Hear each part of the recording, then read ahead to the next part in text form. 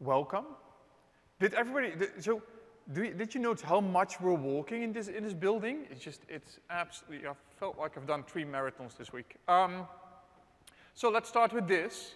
Like a couple of years ago, we had our pictures professionally taken. I never get the ability to use them, so every now and then, because if I use this internally, then all the people are gonna like, so I only get to use them here. So about me, let's start off with that. So I'm Corneel, or Corneel, whatever you want to call it. I am Dutch, live in the Netherlands, and so I made sure that we mentioned that Holland is wrong. So even if you go to, even though our official website is holland.com, people, well, we basically say it's Holland because it's easier to spell, but the official name is the Netherlands. This is my personal veto now, or my personal vendetta now to go out and teach people about the name of my country. So I'm from the Netherlands. I've been with Microsoft for 5+ years. I've spent 15 years in the field in, I worked a long time at Dimension Data, worked a long time at a local Dutch partner, worked a long time at MCS. Part of the Skype for Business product group. I am a senior customer engineering architect in the customer experience and deployment team. My little baby, for those that have read the Skype operations framework, and you should have all read it by now. We released version 2 this week, and the network readiness assessment is my little baby in there. I was at the booth all week. That doesn't help you now. I realized that after putting the presentation together. So I think I'll go there after this. So if you have some additional questions that aren't answered during the Q&A, you can come there. So I suffer from some defects while presenting, and I will be open and honest with you about that. So I tend to speak rather quickly. English is not my native language, so I make up words every now and then. So if you feel you don't know the word, it's probably because it doesn't exist. So please then let me know that I've said something that sounded weird, and I'll repeat that. I also tend to walk quite a bit. So I can't really stand still while talking and thinking, so I'll be walking around the podium left and right. We're lucky that this is not a creaky podium. That really sort of throws my attention span, because my attention span is usually that of a goldfish. Totally admit to that. So I like having the screen here because it sort of keeps me on track. If I go off track on a little stint, just yell and tell me to go back on track, and we'll go back. So you're all thinking, funny guy, he's kidding. Wait till you see me present. So for today, we're going to talk about Cloud Connector Edition. It's an awesome product, and we all want you to try it. But if I just start talking about Cloud Connector Edition, we're not going to learn that much. So we want to learn something today. So we're going to talk about the Cloud PBX calling options first. I'm going to walk through that rather quickly, but then it gives you an idea of where to position Cloud Connector Edition. Then we'll talk about Cloud Connector Edition itself, then how to prepare for it, install it, and then running it. I was thinking of doing a demo. The problem with the demo is that starting with the new version, it is super boring, because it's like 5 commandlets and then waiting for an hour, which would sort of fit well with the nap idea, but it's not a fun demo.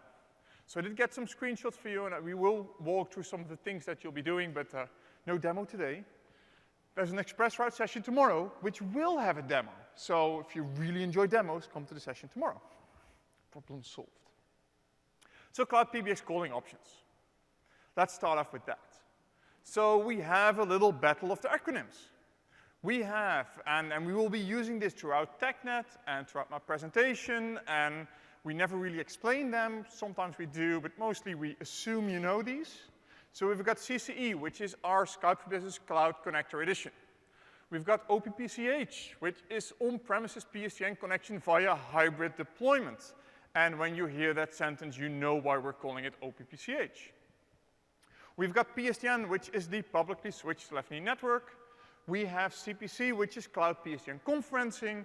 And we end with the PBX, which is our private branch exchange, or better known as our telephony box. If you know these terms, you're golden. You're ready, you're in. Now you can talk to every telephony person in the world. So when we talk about Cloud PBX, what does it do? It basically enables a cloud-hosted user to make and receive PSTN calls. And to explain this to your leadership team, get Cloud PBX because it makes the phone ring. That's what it does. It makes the phone ring. Why do we want the Cloud PBX license add-on? Why do we want E5? That makes the phone ring. So you see, we're learning stuff together. So what are my options if I want Cloud PBX? Well, we can get Cloud PBX with PSTN calling. Super simple. If you've been to the booth, you saw some demos about this.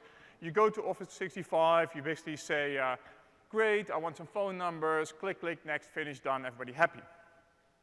Problem with that, only for US, UK, and Puerto Rico, which is, I've recently learned is like fake America. It's like part of the US, but only if it fits the US and if it makes them money. That's sort of what I learned about that. If you're in, so do we have people from France or Spain here? No one? Oh, that's too bad. So if you were from France or Spain or had an office there, go to skypepreview.com, sign up, and we have PSTN calling for you in France and Spain starting today. Second option we have to connect is Cloud PBX with on-premises PSTN connectivity. This is awesome for you if you have an existing Skype Business Pool or an existing Link 2013. You connect this via hybrid. Your online users can now use your on-prem stuff. We have Skype for Business Cloud Connector Edition. This is basically you don't have any stuff on-prem, but you're not in the US, you're not in Puerto Rico, you're not in France, Spain, or the UK, but you still want PSTN. You can deploy Cloud Connector Edition. And it's a smaller version of the on-premises PSTN connectivity via the existing pool. Or what you can, maybe you have the existing deployment, as we told, you can enable that via the on-premises PSTN connectivity, the hybrid portion, and the final thing you can have is just the on-prem pool. Maybe you don't want any online stuff. So because I like pictures, I made pictures. And this is really my skill with PowerPoint. So I was kind of proud of this. I was kind of expecting applause here because I really worked hard on this, but hey, take your time, we'll wait. So how does Cloud PBX work? I've got an online user. My online user connects to the cloud.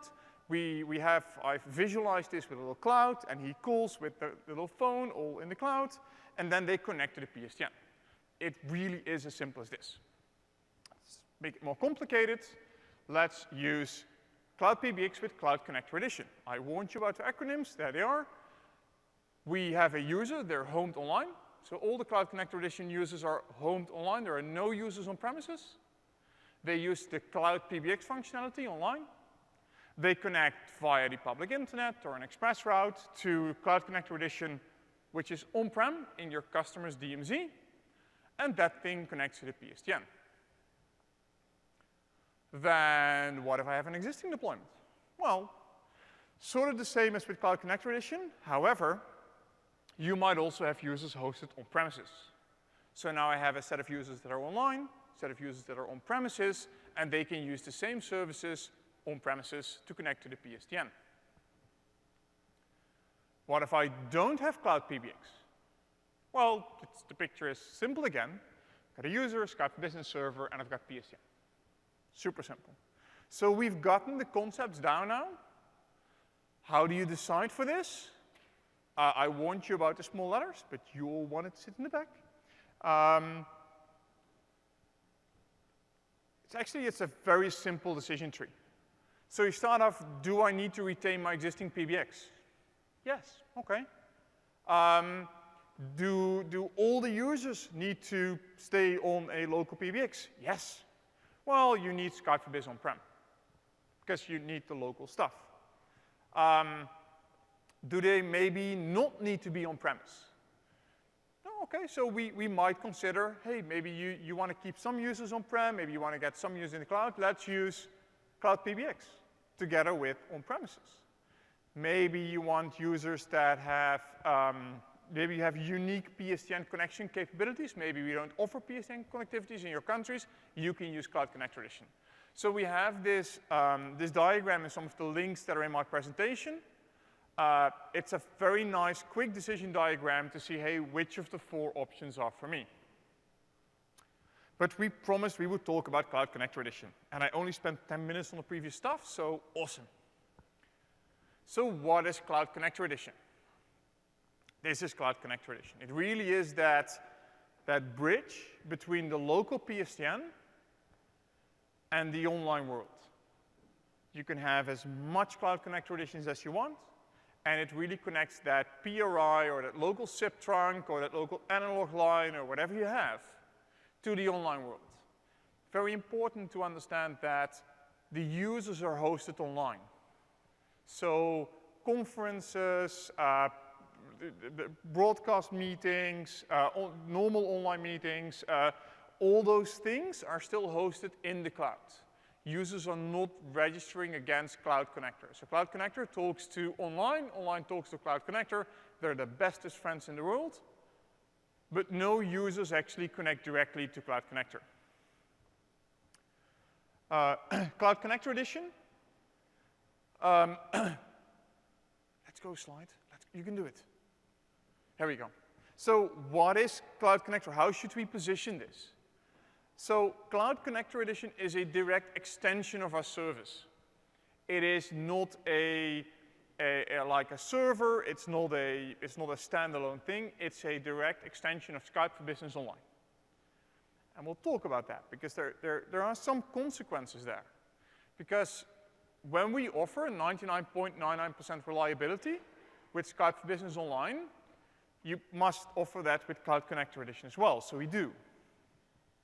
But it also means if you deploy it and you design it on-prem to be a single box that runs on your grandfather's PC, it probably won't reach that 99.99% availability. It's a service. So we've decided on several strategies on how to talk about Cloud Connector Edition. And it's a lose-lose situation. Because initially we thought about positioning Cloud Connector Edition as a black box, right? Here's a set of scripts, run it, it works, don't touch it ever again. And then people started asking us, but what's in it? What's in it? And we know you're all curious, so you're going to look, and then you'll find out it's a set of 4 virtual machines, and I'll talk a little bit more about the topology later on. But then we started explaining what it was, and then people said, well, then we can't deploy it because it uses Hyper-V, and we're a VMware shop. Okay?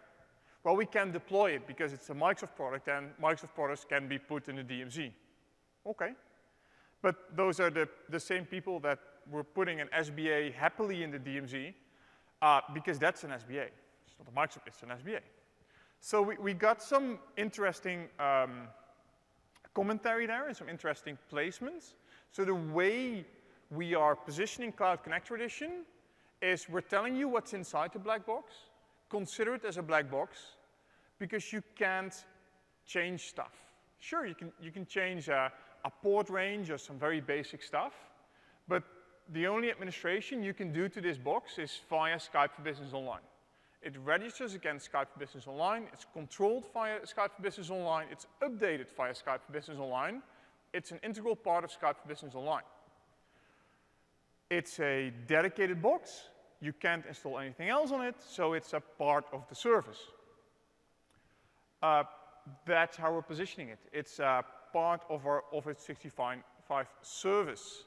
So if it breaks, you can go online and you can see logs. The Skype for Business operations folk can see logs of the Skype for Business Cloud Connector Edition. So, and because this is a service and this is a part of Skype for Business Online, the nice thing is it's so super easy and super quick to deploy. We see these 3 core scenarios that you can use this for. You can use it as a trial, PSTN calling. It deploys in 7 hours, and I'll explain why it says 7 hours But if you buy one of those from AudioCodes or Sonos or any of the other people that have packaged Cloud Connector Edition, it'll deploy in about 45 minutes. Super easy. It doesn't do anything to your existing network. It's super easy to register and unregister, and we'll walk through the entire deployment process. So you can basically buy one and be online and run this in like an hour. And then you have full PSTN calling options in your tenant. It's awesome. We also see a very nice deployment scenario where we have a site that we need to enable for Skype for Business Online and PSTN calling. You can deploy this and then be online in an hour. And our third scenario, usage. Okay, so how do we monitor this? How do we update this? How do we keep this online? So our three core scenarios that we've thought and we built this around and how we see you using this, we'll address that in the whole walkthrough. Those are the three key things that we wanted to get in there. We wanted to make sure that's easy, quick, and should just work. So we started out with 1.34. I have no idea why we didn't just call it 1, but it's 1.34.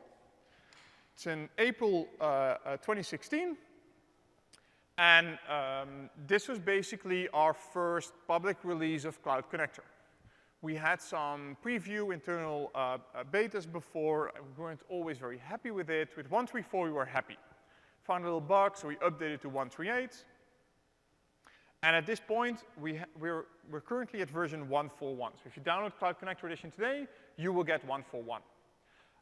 The nice things this release has, it has a full auto-update service in there, and it has service resiliency. Talk a little bit about that when we look at topology. So what's coming in version 2? Well, as with all of our products, there's a new version always on the horizon. So what are we going to put in there? We don't know. We need your feedback. So go to skypepreview.com. Give us feedback. What could we do better? What must be in there? Talking about auto updates, this is a little bit scary, but this goes back to the whole black box idea. So Cloud Connector Edition is a direct extension of our Skype for Business Online service. Do you have control over updates for Skype for Business Online? No. Same goes with Cloud Connector Edition. It's actually even worse. You could possibly stop updates. We will allow you to set update windows, and I'll show you all the command lists for that. You can set update windows so it doesn't just reboot in the middle of a working day, which we would consider fairly inconvenient. However, if you block updates to Cloud Connector Edition, you're now in an unsupported scenario.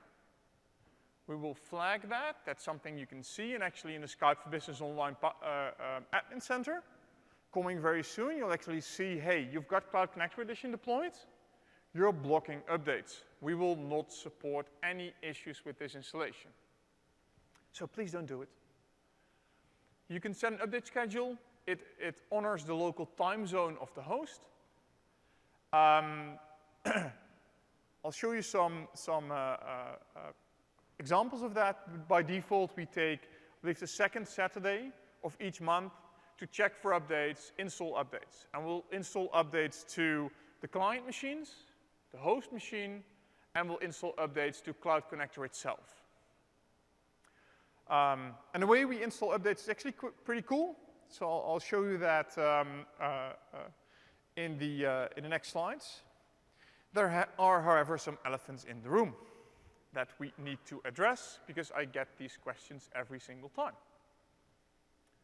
So feature gaps. We know there's no media bypass. We know you can't do custom dial plans. I mean, there's a set of dial plans for each country, and we know they're there because we've built them, but there are no custom dial plans. We know everybody wants custom dial plans, and we're working on enabling that, but that's not there. Coexistence with existing Skype for Business or Link 2013 pools. Nope.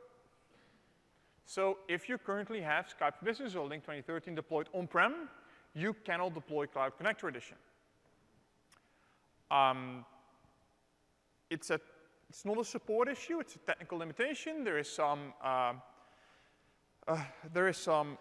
synchronization happening between on-prem and the cloud, and it's not a fun conversation to have and a fun situation to be in, so don't do it. It won't work. It's obviously something we're looking into. Call routing. We'll talk a little bit about the positioning of Cloud Connector, how this sits within the customer's environment, but you can't do custom call routing. Things like least cost routing, things like that, it's not in the product right now. So we know there are feature gaps. We are listening to that feedback, so we're addressing these feature gaps. If you have more feedback, please go to skypreview.com and give us more feedback so we can actually build this into the product. Then this one, Hosted Cloud Connector Edition.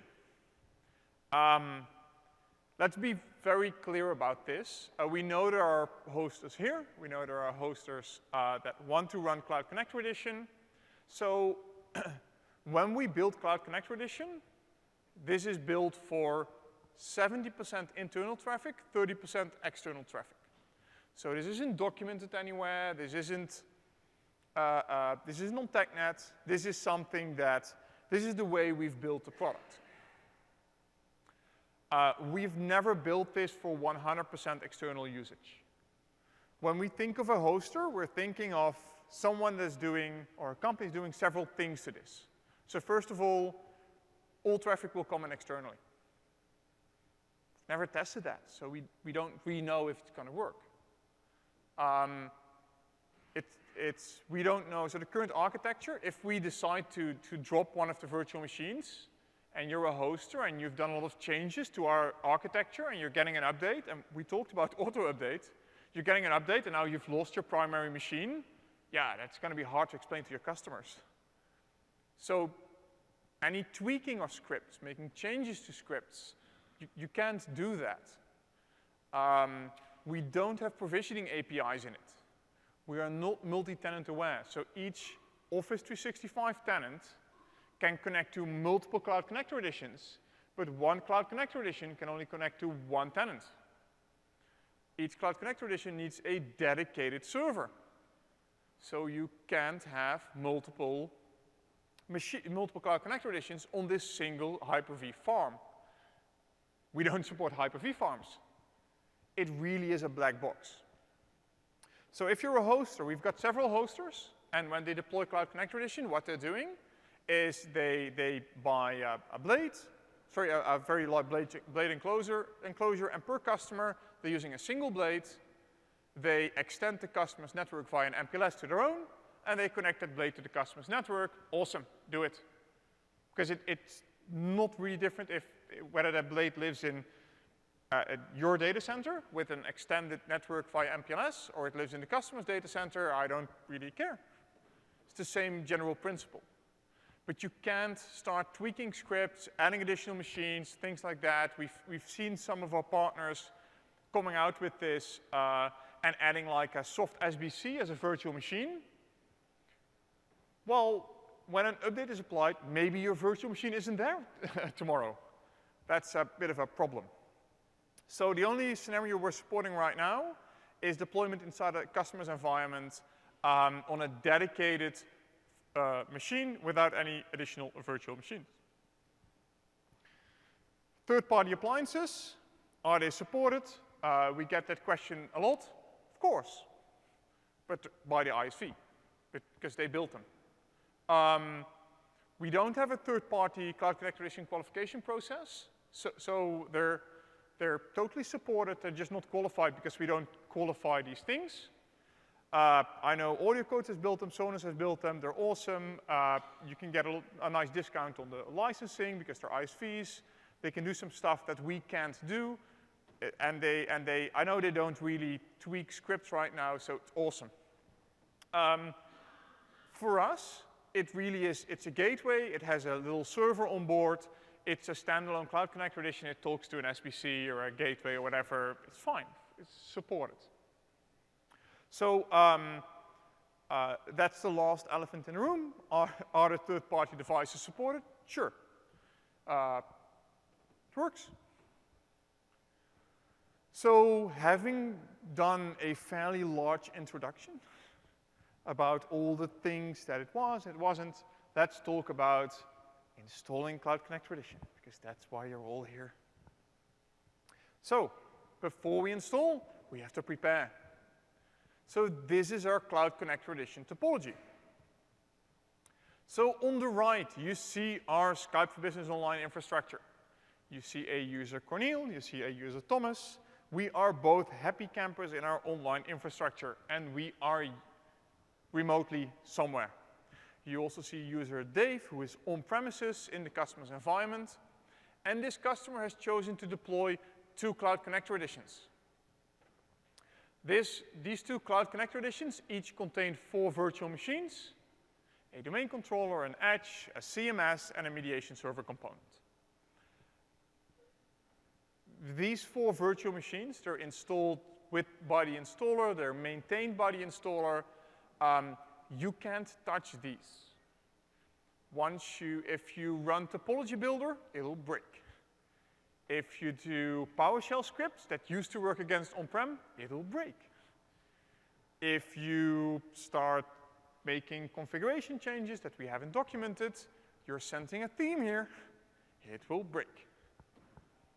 It's a black box. It's an appliance. Use it as one. Because all the difficult stuff, we've taken care of that. And we've got some really cool things, and I'll show you that in the online control panel. But these things are completely maintained online, and they'll report health online, and they'll be updated from online, so you don't need to bother with these. So you deploy them in the DMZ. You'll connect them to 1 or more gateways. And you can do 4 cloud connectors per PSTN site.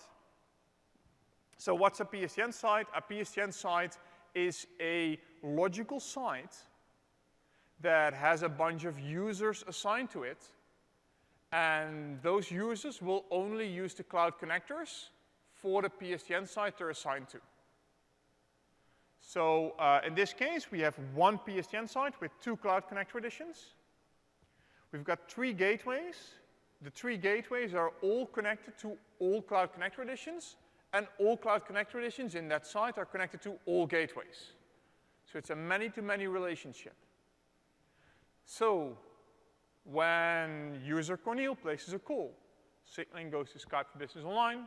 Skype for Business Online picks a cloud connector edition, happens to be the top one. There's no real logic there. We'll pick one. It's just signaling. We don't really care. We just pick one. Signaling goes to the gateway. Everything's fine. And because we do these service requests and because we get the health status, we know that this Cloud Connector edition is working well. So we can use it. So we did all the signaling.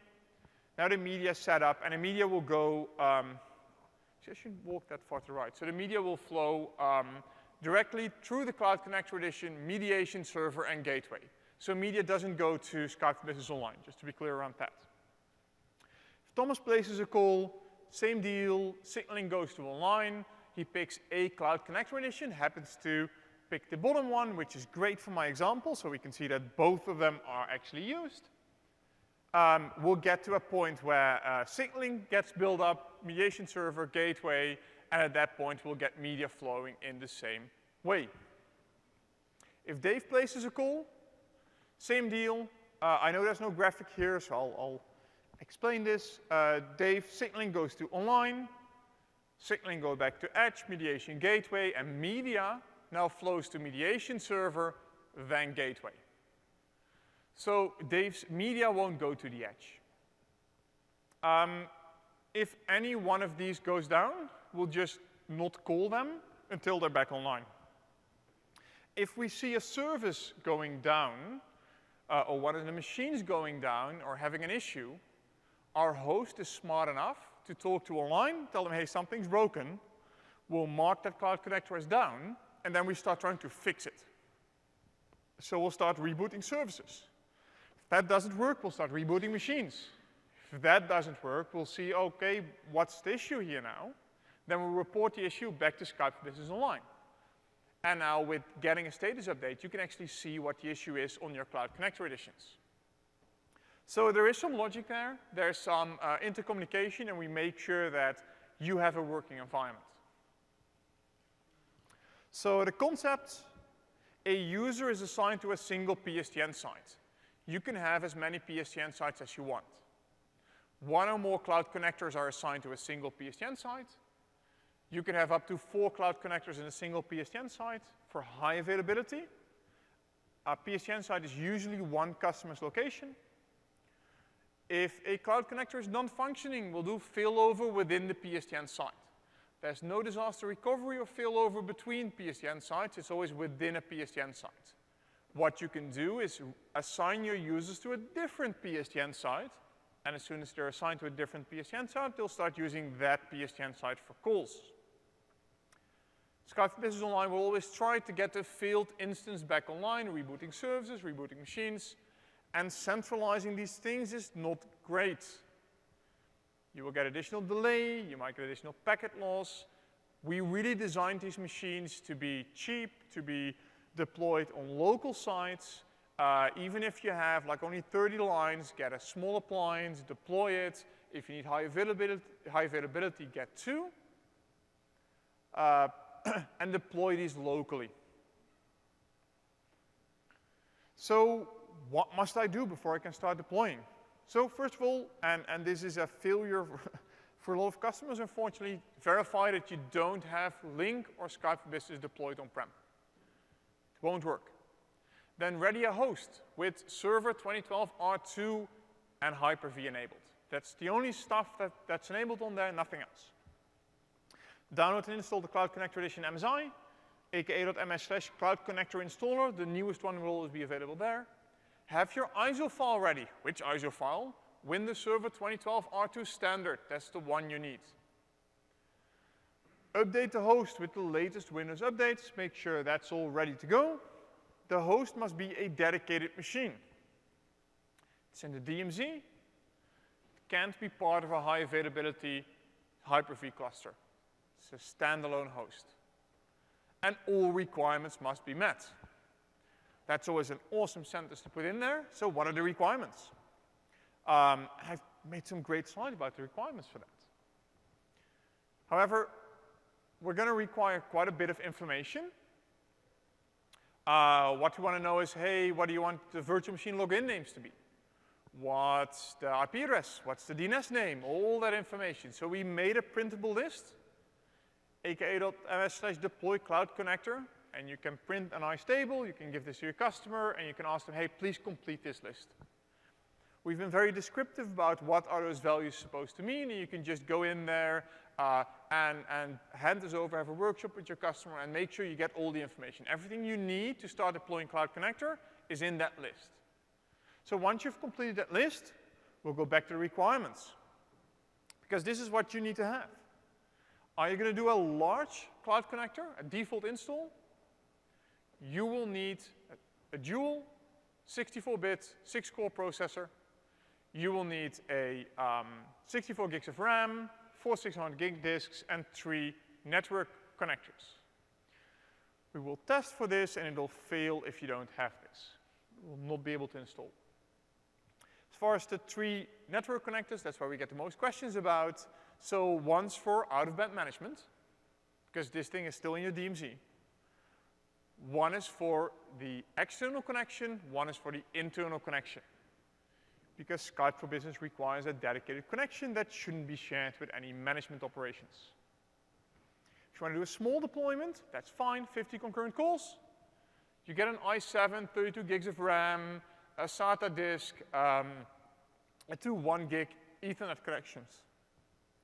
So you'll see that RAID 0 is fine. We're asking for RAID 0 because SATA isn't that quick, and to run 4 virtual machines on there, and actually 9 at times, but we'll talk a little bit about that. It's just the SATA won't be quick enough, so we need RAID 0. But there's no high availability then. That's correct. It's a black box. If it's that, it's that, and then we'll use the secondary device. If you need to reinstall, have your config file ready. The only thing we need is the configuration file, and the rest is all automatic deployment. So this is the hardware. What do we need for Office 365? So it's kind of weird to say it must be online and deployed. You'd be amazed how many people have it, but oh, it actually needs to work. Yes, it does. You need to have tenant admin access. So this is a deal breaker for some customers that want to have Cloud Connector Edition hosted, because your hoster will need to have tenant admin access. You need to have ADFS or fully cloud in place. ADFS is there for the directory synchronization, or all your users must live in the cloud. It's going to get really messy real quick if you're not doing synchronization and multiple identities. Your DNS names must be deployed in advance. So there are a couple of DNS names. We need an access proxy and a media relay DNS name. We explain why we need them in the config file. You have to give them, basically you have to supply them in the configuration file. If you've given them but they're not registered against the IPs you've told us they would be at, Cloud Connector Edition will fail because we can't register the device. You can't do sip.sibdomain. That's reserved for Skype for Business Online. So most customers will use ap.sibdomain, mr.sibdomain. If you have a secondary PSN site, you get ap2.sibdomain, etc., etc. A vanity domain is required, so you can't use your onmicrosoft.com address. It must be your vanity domain. Once that's all set up, this is the tricky part. Your host in your DMZ must have internet access. This is going to be a great conversation to have. Yes, it must have internet access, DNS, and HTTP and HTTPS. That's enough, because we'll be downloading stuff on the host. The virtual machines must have access to either Windows Update or a local WSUS server. You will need 4 internal IP addresses, 1 external IP address, 1 public certificate for the edge, and your correct ports must be opened. And the correct ports are listed below on technet.microsoft.com because they change depending on your configuration. The public edge certificate. I'm just not going to be subtle about this. Please don't be cheap about your public edge certificate. I've had people trying to save $2 on a certificate, and they get a certificate from like a sub-intermediate provider, and then there's an intermediate provider, and then there's a top provider, and there are like 15 in between them, and they saved $1 a year, and that's awesome. But now you try to install, and then Windows doesn't see this as a correct certificate, and then you have to install all the intermediary certificates, and we talked about how you shouldn't be touching the machines. This will become clear in the auto update. If you're getting an edge certificate for which you need to install all kinds of intermediate certificates, auto update will not be your friend. Because you'll get a new edge machine, it'll break, you'll have downtime, and now you have to explain why you saved $1, but you got 5 hours of downtime. So please don't. Get a publicly recognized certificate. Yes. However, but there's always buts involved. Yes, you can, but sip.sibdomain must be explicitly declared as a common name, as a SAN name. So you can do star.sibdomain as long as in the SAN names, sip.sibdomain is there as well. This is only for Cloud Connector Edition. This is not for Skype Business On-Prem. Different requirements, because we're not the same. So how do we do this? So a lot of these commandments are a little bit of dark magic, so I'll explain them to you. We'll start off with, so we've installed the MSI, we've got the host, we do set-cc appliance directory. What do? We basically say, hey, all the stuff we're doing should go in this directory. Awesome. It's a local working directory. Now we do a set-cc site directory. We talked about PSTN sites. It's a shared folder unique to each PSTN site. It must be the same for all Cloud Connector editions in the same PSTN site. This is where we put all our shared stuff. So root certificates, things like that, things that need to be shared among Cloud Connector editions. If you only have one, it can be a local folder. Then we do a set-cc external certificate path. So what's that? That's your external public edge certificate. It's a PFX. Once you set this, it'll ask you, hey, can you please give me the password for this PFX? You type in the password, all is well. We'll verify that you're not trying to cheat during the install steps, because we build a lot of logic in there. At that point, we use export-cc configuration sample. So quick guess, where do you think the configuration sample file will go? Who knows? I was super enthusiastic. Let's try again. Where does the configuration sample file go? It goes into the appliance directory, because we've set a local working folder. We open up the configuration sample file and we edit the file. So all the information you got from your customer, like IP addresses and external DNS names, this all goes into the configuration file. Save the configuration file, and then we use start-cc download. The bits will be downloaded. So we'll always get the latest bits from the internet. We'll get the Skype for Business Server edition, all the stuff we need. We need 2 virtual network adapters, one that's directly attached to the internal, one that's directly attached to the external, and you must disable allow management connection to share this network adapter. There are dedicated adapters, one for CoopNet, which is internal, one for internet, which is external. Almost time for coffee then. Because now you get to do, while we're downloading, you get to do some other stuff. You connect to your online tenant, you set your tenant hybrid configuration that you allow hybrid. You have to set your peer destination. You have to tell online, hey, this is going to be my edge server for my Cloud Connector edition. We also have to disable the on-prem dial plan. Why? Because there is no on-prem. So by default, we'll allow this. Specifically, you have to set this to use on-prem dial plans false. At that point, we do a set CS tenant federation configuration, shared SIP namespace set to true. So now we can share this one namespace between online and on-prem. And to enable users, you do a set-cs user identity, enterprise voice enabled is true, hosted voicemail is true, and the on-prem line URI equals this phone number. At that point, you're basically ready from an online perspective to start using Cloud Connector Edition. But we haven't installed anything yet. Yeah, that's true. At this point, the download is sort of done. So you've got all the bits, they're all in the appliance directory, your host is ready to go. So what do? We prepare the template file. So for very good reasons, we can't give you a VHDX. So you have to create the VHDX yourself. This is where the Server 2012 ISO comes into place. So you run convert-cc ISO to VHDX, and then you give the file path of the ISO file, and it starts creating a temporary virtual machine. This takes the template IP address, so that's one of the IP addresses you needed. It'll install that machine, prepare it to run Cloud Connector Edition, it'll install all the updates, it'll get it ready. Unfortunately, even if you use the latest Windows Server 2012 R2 with update version, that ISO file, it can still take up to 5 hours before that's prepped, all the downloads are installed, everything's ready to go. So coffee time. This is one of those things that would be great to prepare before going onto the customer site. I like my customers. I don't often go to them, but spending 5 hours drinking coffee will be definitely something they'll talk about when I send a bill.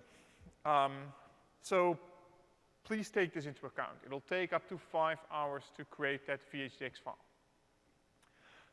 Good news is, if you're deploying multiple machines, once you have that file, you can just reuse it for all the other cloud connectors.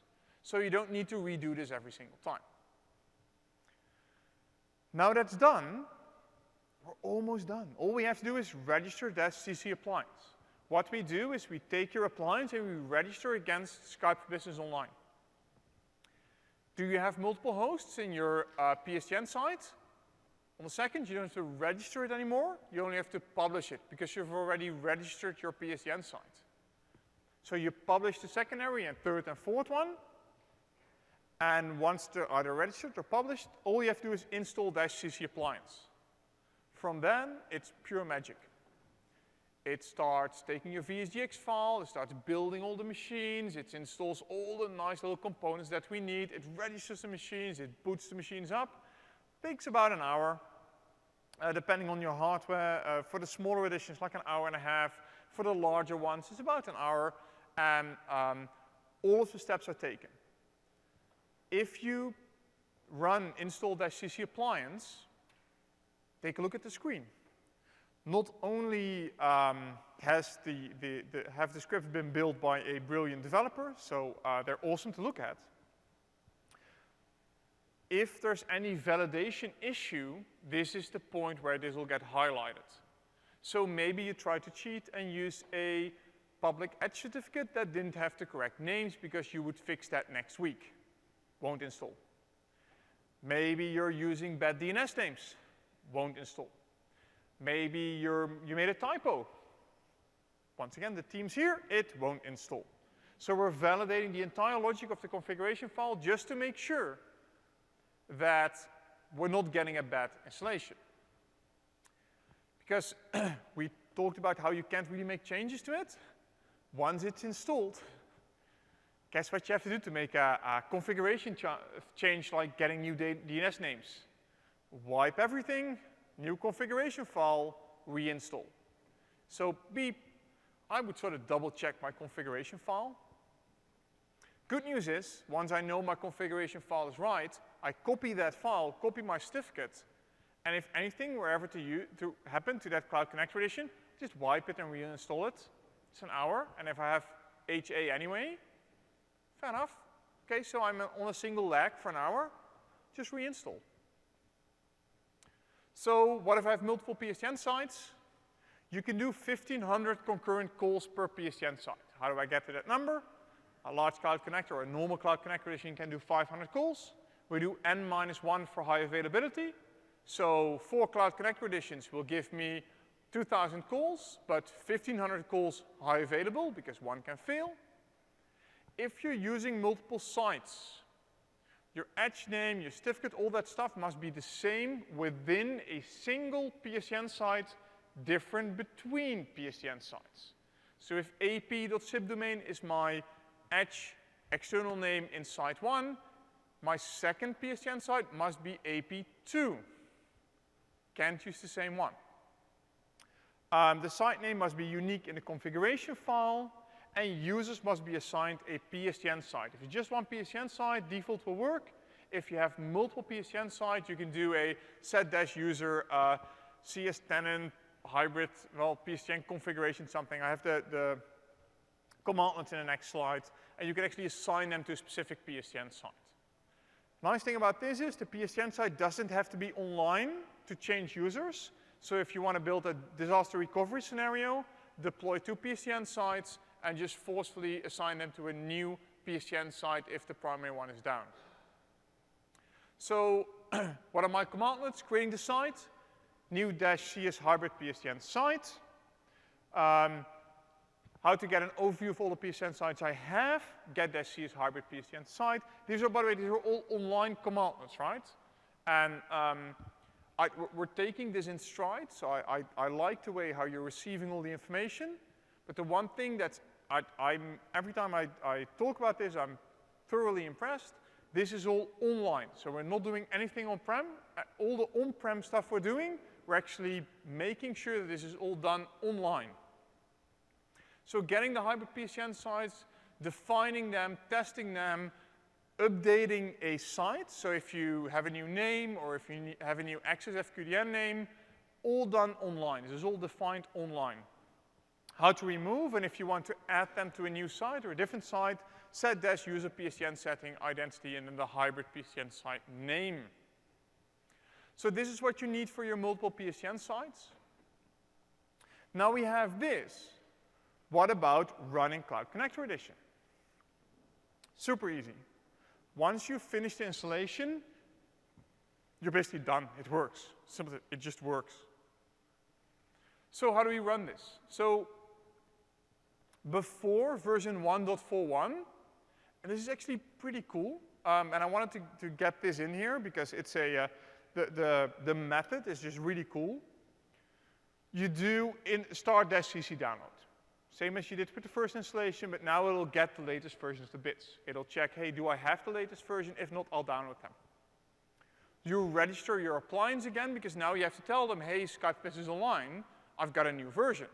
And if you were before 1.41, you have to, it's not automatic, so you have to do this manually. So you register this against the cloud now knows, hey, you're an older version, we need you to update. By hand, you can actually do an install-cc appliance -upgrade.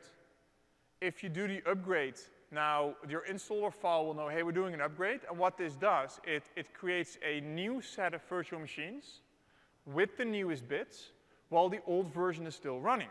It's pretty awesome. So we install the new version, we test the new version, make sure the new version is working fine. And once it's done and it works and we know it's running the new version, you can go in and do switch-cc version. It'll turn off the old version and it'll flip to the new version. So the downtime is about 1 to 4 minutes. What if the new version doesn't work correctly? We do switch-cc version and it goes back to the old version. And we once again have a working configuration. Because the local configuration doesn't have any data in it. It doesn't need any data in it. So if it ever crashes, we install it and it's back as good as new. I know we keep talking a lot about like things when it crashes and stuff like that. We've never really had issues with it, so it's more of an assurance, but hey, these are the options you have. With auto update, all of this stuff happens automatically. So it just automatically will get the new machines, build the new machines, have the new machines stand in standby. It'll look at your it'll look at your update window, and during the update window, it'll flip. If it doesn't come back up, if it doesn't work correctly, at that point, we'll flip back to the old version. You can set an auto update schema. If you go and do get CS hybrid PSTN site, it'll actually show you the update windows. It'll show you the configuration of that site. We've got some screenshots of that.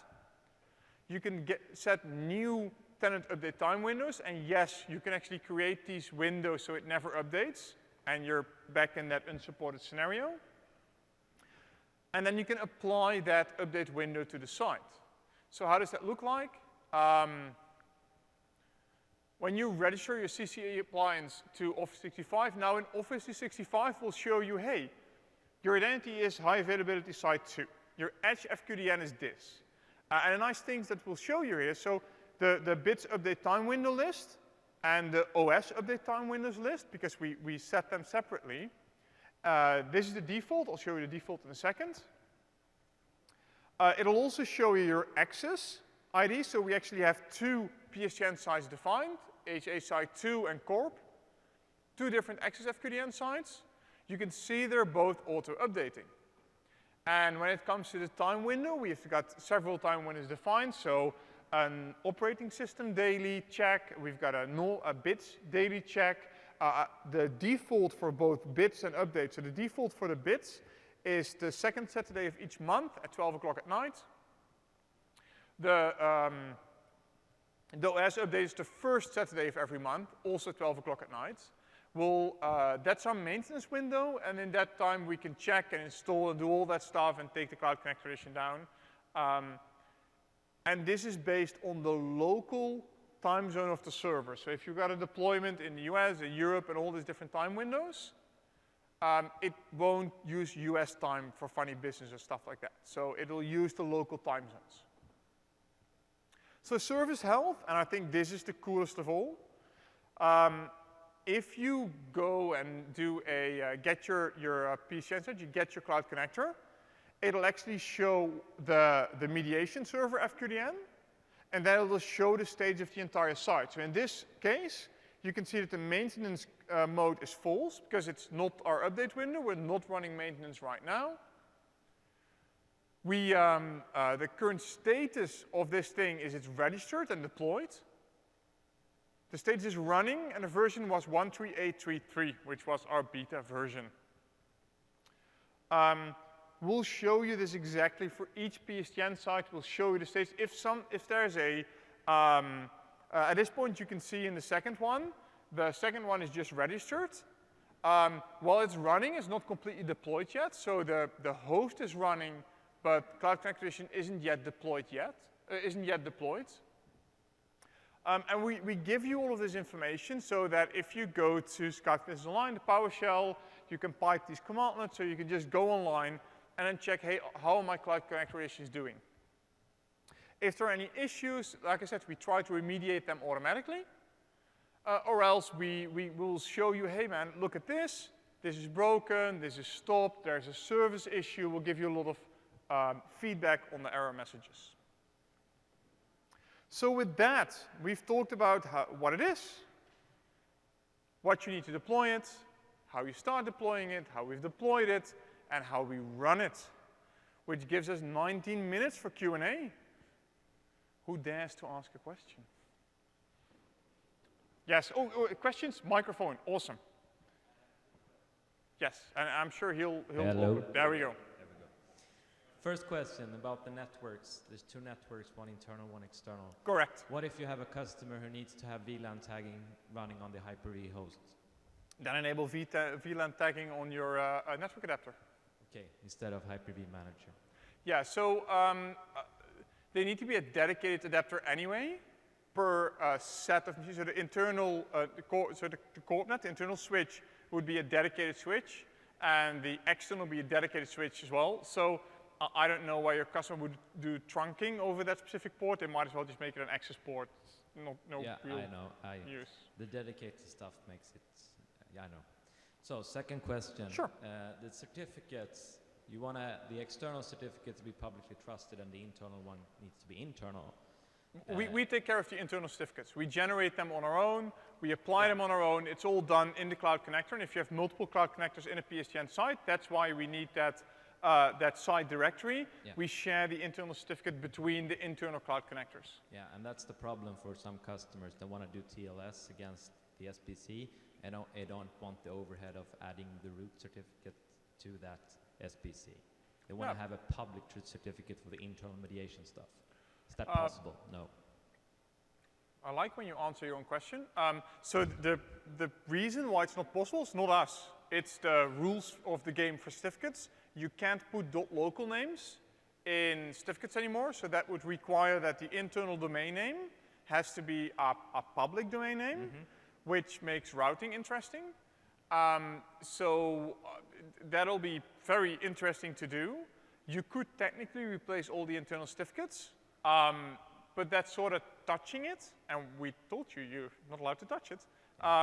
Yeah, I was thinking you could do like a subdomain, like hybrid.zipdomain.com or something for the internal CCE domain. Yeah, so I've had that. I ran the CCE tab, so I'm familiar with a lot of the customers' complaints. I've never had a customer really explain to me why they couldn't add the root certificate, apart from it's very inconvenient, but it's a minute of work, so it's a supported way. So I'm really going to go with you need to import the root certificate of the CCE. It's a one-time thing, and you're good for the next gazillion years. Yeah, I understand, but the thing is, one of my customers is a hoster, and they have like potentially in their mind, obviously, they have 1,000 customers that they don't want to import 1,000 certificates. That's I get you, Casper. Answer. Thank you. Sorry for that. But so skypreview.com, give us the feedback, and then we can track it. Yes. Does the update schedule follow Microsoft's regular update schedule, second Tuesday, Nope. or is it just as necessary? You can define that. So you get to define the update schedule. By default, for the OS, it's the first Saturday of each month. For the bits, it's the second Saturday of each month, and you can define that. But the updates that we publish, whenever we feel like it. That's our update schedule. I guess that's what I'm wondering, are there updates every month, or is it just? I'm gonna quote John Carmack, and for those that are unfamiliar with John Carmack, I'm crying inside. It's done when it's done. That's sort of the update schedule for us. It's yeah, it's so, but please be aware there are 3 sets of updates. Updates to Cloud Connector Edition, there's updates to the OS, and there are updates to the internal bits and the internal OS, and perhaps the Skype for Business bits. And that's all when it's done. So for the OS updates, yes. Second Tuesday thingy, yes. Thank you. Oh, you're welcome. Hello. Question about wildcard certificate. So you mentioned that SIP domain should be in the subject alternative name. Yes. What about subject name? I know most CAs will issue wildcard with the wildcard in subject name, right? Mm-hmm. And TechNet insists on having SIP.zip domain in the subject name. Yeah, so I don't remember by heart if it says it must be in the CN or the Yes, in the common name. If it must be in the common name, then yes, it must be in the common name, yeah. Okay, so common name should be SIP.zip Yeah. domain, and in subject name. So in the SAN as well, yeah. Okay, thank you. But I think there's a, yeah, just send me an email, I'll find that out exactly, because I think I've seen customers have a wildcard certificate, Yes, and with please, SIP, because with I SIP just know- in the SAN, I can find out. Just, it's Cornel, well, I point at myself. If you have my name, just email someone within Microsoft and ask for me, and I'm the only Cornel within Microsoft. So it's super easy to find me. Or kbuttons@microsoft.com. Send me an email, and I'll find that out.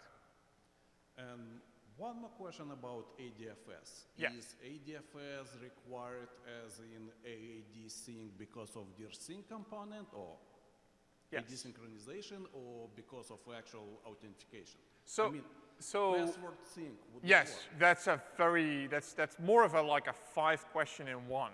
But it's okay, I'll help you. Thank you. So, if your users only live in the cloud, then no point to it. If your users live on-prem, then we really want that for the synchronization, so you don't get dual identities. But if you do ADFS together with the whole federated authentication, then you get this nice seamless experience where you sign into Windows and it just works. So is it required? No. Will your users thank you? Yes. I have multiple questions regarding Cloud Connector. Awesome. And we have 13 minutes, so if you stretch it to 13 minutes, the guy behind you will be very annoyed. No problem. The first question is, why is a specific hardware required for the Cloud Connector to be installed? Can we install it on the shared hardware? So I'm sorry, now why is, oh, you mean dedicated hardware? Yes, dedicated hardware. Because it's an appliance. It's a compliance issue, not No, it's an appliance. Because Cloud Connector is an appliance. Oh, okay, all right. So that's why we require it. Okay. The second question is, if we need to assign an extension to the kitchen or any other staff on the reception, is it mandatory to assign an Office 365 E5 license to those users? Ooh, that's a license question. So I'm really not going to burn my fingers on this one because I know there's debate around that, and the right person to answer that question. So for those that didn't completely understand the question, I know exactly what you mean. If you have like devices and stuff, do they also require a user license? Exactly. I'm going to say talk to your Microsoft Services representative. They will also your Microsoft license representative. They will be able to answer that question and send you a bill in great detail. I can't go into that question. Another question, if the user wants to go outside of the office, can his extension ring on his phone as if he has the internet on his phone? They all get DIDs, so phone numbers. If I don't really care wherever the world they sign in. So if they work from home or a phone or whatever, yeah, it will just work, yeah. So it could be transferred on the phone if he's outside or leaving the desk? Well, wherever he can sign in with Skype for Business, he can use phone, yeah. So the person who is dialing the extension, it can be ring on his phone? Sure. Great, thank you. I'm not 100% sure if I understood your question correctly, but I'm just going to go with if the phone works in Skype for Business, it'll work on any device that has Skype for Business, yeah. That's the question, thank you. So, SymRing, oh sure, you can do SymRing, yeah. So 2 questions regarding the auto update process. Yes. How long does it take? I'm going to go back to John Carmack for that one. Sorry? I'm going to go back to John Carmack for that one. It's done when it's done. It shouldn't take that long, Yeah. but if we need to update a bit, and we would spin up the 4 new machines, test them, enable them, it could take up to 2 hours. Yeah, exactly. And so the whole CCE will be down during Nope. that period? No. No? No. Installing updates, so it's a separate process. So installing the bits, and that's the cool thing about that, we'll spin up new machines, Okay. install the updates to the new machines, test the new machines, and only when the new machines have been found to be doing well, we'll do an IP switch. So we'll take down the old machines one by one, Yeah. strip out the old IP addresses, and put the new IP addresses on the new machines. It's pretty awesome. Okay, so you'll have like a few seconds of. It's 1 to 4 minutes of downtime. Okay. Thank you. You're welcome. Did we answer all the questions within time? It's awesome. Very proud of myself. So we have 9 minutes left. So I can give you 9 minutes of your life back. We can ask more questions. You can come up to the stage and annoy me. I'll be here for like 40 more minutes, because then I've got an appointment. So thank you for being here and standing with me through this whole process.